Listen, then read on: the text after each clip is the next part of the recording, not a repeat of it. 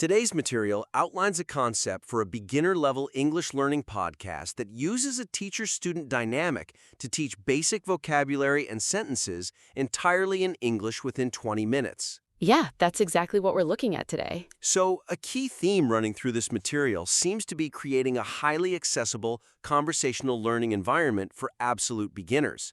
Let's get right into how we can ensure the conversation remains clear so the listener can learn easily. The ambitious scope of the 14-part structure fundamentally conflicts with the cognitive limits of a true beginner.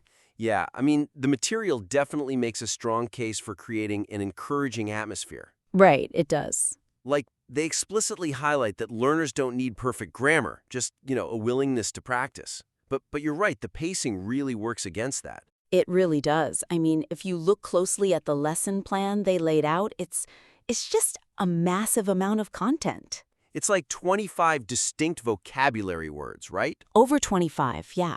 Plus multiple complex sentence structures, a full 20 exchange dialogue, and then on top of all that, a 5-question quiz. All in a 20-minute window? Exactly.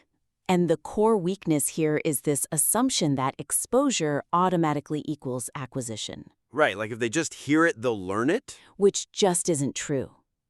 In language learning, especially for absolute beginners, what we call A1 learners, rapid-fire exposure without deep processing simply bounces off the brain. It just doesn't stick. No, not at all. We have to look at the underlying mechanism of how an adult brain processes a completely new language. When you or I hear a language we don't speak, we aren't actually hearing words. Right, we're hearing a continuous wall of noise. Exactly. A continuous wall of noise. Because our brains haven't been trained to identify the specific phonemes of that language. The individual distinct sounds. Right. The listener is burning an immense amount of cognitive energy just trying to decode those phonemes, just trying to figure out where one sound ends and the next begins. So before they can even register what good morning means, the outline is already hitting them with, I am learning English. And see you tomorrow and a dozen other phrases. Which is just, it's too much. It is. The working memory of a human being can only hold so many new items at once. Overloading it shatters the clarity required for easy learning. The listener will quickly become lost and demoralized. So what's the fix here? How do we scale this back? My suggestion is to radically condense the course syllabus to focus on the deep repetition of a microset of foundational phrases rather than broad, sweeping vocabulary lists. Okay, I get condensing the material, but if you're writing this script and you reduce a 20-minute episode to just teaching like 3 phrases, aren't we moving at a glacial pace? I know, it feels that way. Won't the listener feel like they aren't getting their money's worth if they tune in for 20 minutes and only learn how to say hello? That's a really common fear for educational writers, but it's an illusion.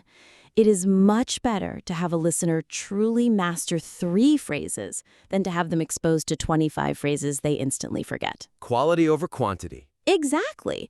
So, as an actionable example, instead of teaching 15 random vocabulary words and 20 different speaking sentences, reduce the entire episode's goal to mastering just 3 essential survival phrases. Like what? For instance, just hello, thank you, and my name is. Just those 3. Just those 3. Use the real-life conversation between the host, Emma, and the beginner avatar, Alex, to organically introduce these specific 3 phrases. Then, use the rest of the episode to reiterate only those same phrases in slightly different contexts. It's like trying to teach someone to swim by throwing them a manual on the backstroke, butterfly, and diving all at once. What if they just need to learn how to float first? Does the material risk intimidating the very people it wants to encourage? Yes, absolutely. That is the perfect way to visualize the mechanism of cognitive overload. By shrinking the target to just 3 phrases, you guarantee a win. They actually feel successful. Right.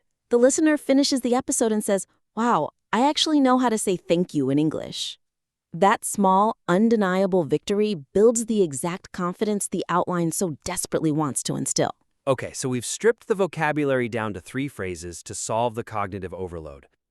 But we still have a massive problem on our hands. The definitions. Yeah, the explanations.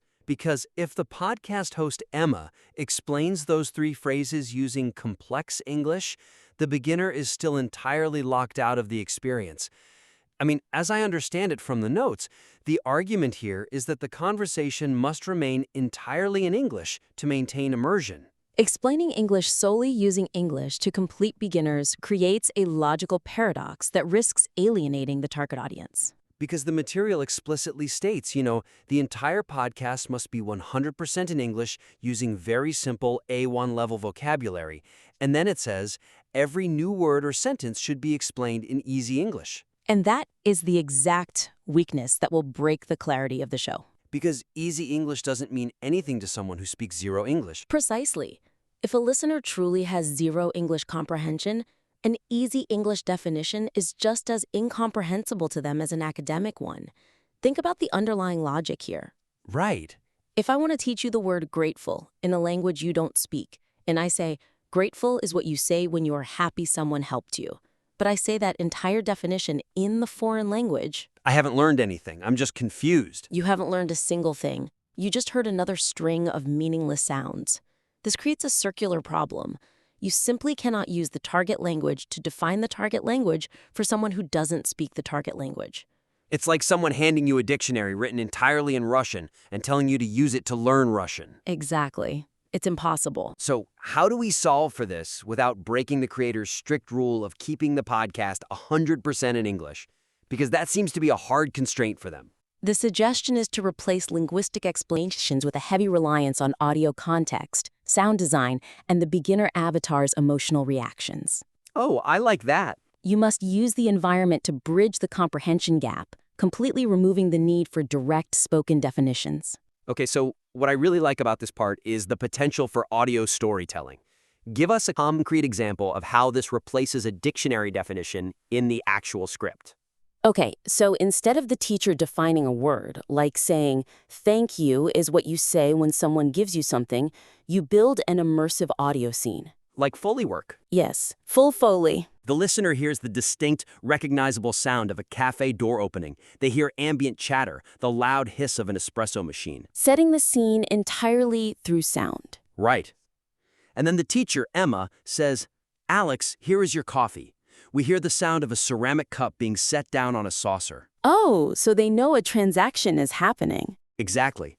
Alex gasps slightly, sounding pleasantly surprised and appreciative. Then Emma prompts, Alex, say, thank you. Alex repeats it, thank you. And the listener just gets it. They infer the meaning through the situational context. They know a coffee was just handed over. They recognize the universal human tone of gratitude. It's exactly how we naturally acquire our first language as children. It's like teaching a toddler what a dog is. You don't read them a Wikipedia entry about canines. You point at a golden retriever and say, dog. Exactly. The brain connects the physical, visceral reality to the new sound. But I will play devil's advocate for a second. Sure. That makes sense, but could the evidence also support a different conclusion? If we rely purely on ambient context, is there a risk that focusing solely on sound effects might overlook the exact meaning? For example, could a listener confuse excuse me for a greeting instead of an apology if the audio cues aren't universally understood? Oh, that's a really good point. Like, if I hear a loud crash and someone immediately says, excuse me, I might reasonably think excuse me means look out or danger. Exactly. If the sound design is muddy or ambiguous, the comprehension fails entirely.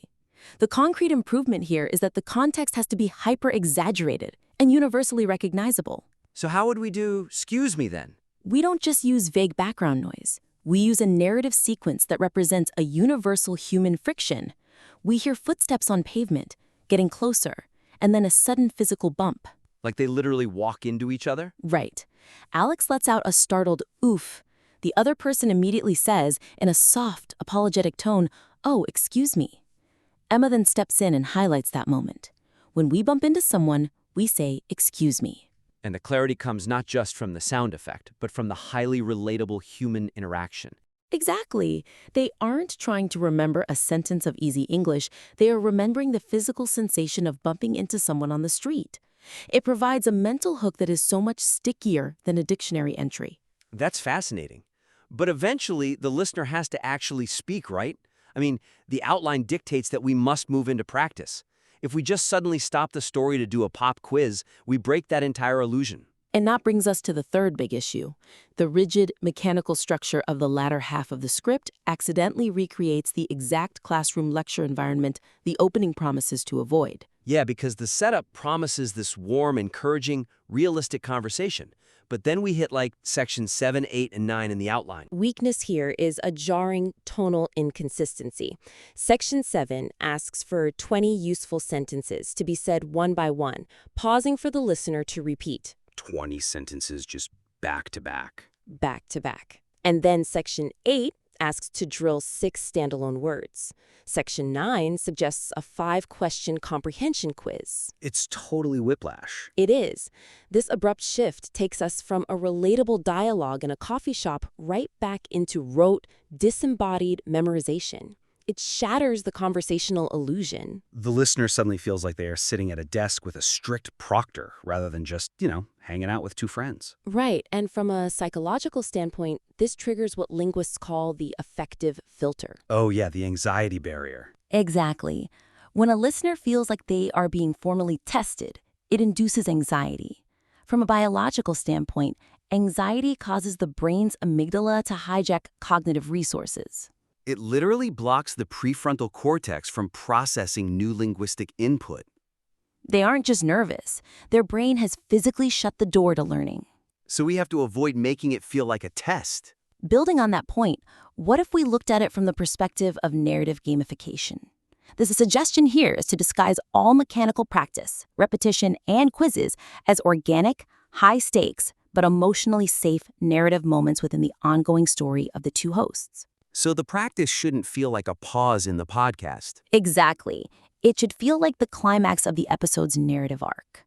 I can see what you're going for here. Let's see how we can strengthen this. We need to ensure that embedding the practice into the narrative doesn't obscure the actual instruction. How do we make sure the listener still gets that clear, isolated silence to speak aloud without overlapping character dialogue? Well, the narrative disguise doesn't mean we abandon instructional clarity. We can use audio mixing to seamlessly transition between the two. Walk me through that. Give me a concrete example. Sure. So instead of a disembodied segment where a teacher reads a sentence to a silent audience, you frame it as the host inviting the listener to help Alex prepare for a specific task. We stay in the narrative. Okay. Emma says, Alex is about to walk up to the counter to order his coffee. He's a little nervous. Listener, help Alex out and practice with him. When I say the phrase, I want you and Alex to say it together. Ah, so you turn the drill into a team effort. You are actively participating in Alex's success, which lowers the anxiety. Exactly. And to address your point about the background noise and clarity, this is where the audio pacing shifts. The ambient cafe noises smoothly fade down to near silence. Oh, so we duck the Foley? We duck the Foley. Emma's delivery becomes slightly more isolated, more direct to the microphone, breaking the fourth wall just enough to pull the listener in. She says the phrase. And then the silence? The silence left for the listener must be completely dead air. No music, no shuffling, so they feel the spotlight is clearly on them. Then, Alex's voice comes in just a second later, serving as the correct model to confirm they did it right. Oh, that's brilliant. The mathematical structure of the drill remains identical to a classroom drill, but the psychological framing is entirely different. Exactly. You get the reps in, but without the stress. And what about the comprehension quiz in Section 9? Because the outline calls for asking 5 simple questions about the conversation and then explaining the answers. Which feels inherently like a school test. Right, which brings us right back to triggering that amygdala response and blocking the learning. Absolutely. So the concrete improvement for the creator here is to turn that comprehension quiz into a natural debrief between the two hosts. A debrief? Yeah. After the cafe interaction is over, Emma and Alex are walking down the street. The sound design shifts to outdoor ambient noise. Emma casually asks Alex, so when the barista handed you the coffee, what did you say to him? Ah, she's asking the character, not the listener. Right, but she leaves a beat, a natural conversational pause for the listener to answer in their head or out loud. Then Alex says, I said, thank you. Emma responds, exactly.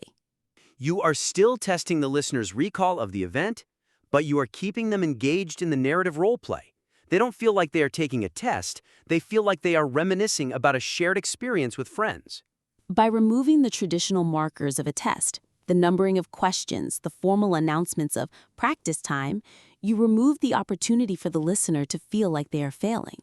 Right, because if they don't answer Emma's natural question fast enough, Alex just answers it for them, and the conversation just keeps flowing organically. That's the ultimate key to maintaining that clear, easy learning environment.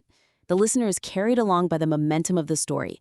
Everything they need to learn is embedded seamlessly within the interactions, ensuring they never feel overwhelmed by the mechanics of the lesson itself. Man, that's such a better approach. To summarize our analysis of today's material, we've identified 3 critical shifts to ensure the final product delivers on its promise of a clear, easily digestible experience for absolute beginners. 3 big ones, yeah? First, you need to radically condense the volume of material. Moving from a broad list of 25 vocabulary words to a microset of 3 to 5 foundational phrases will prevent cognitive overload and give the adult brain the necessary time to decode new phonemes. Less is more. Always. Second, you must abandon the paradox of using English dictionary definitions for non-English speakers. Instead, lean heavily on situational audio context, exaggerated sound design, and relatable human reactions to convey meaning without translation. Show, don't tell, but with audio? Exactly. And finally, you must disguise all mechanical drills and quizzes.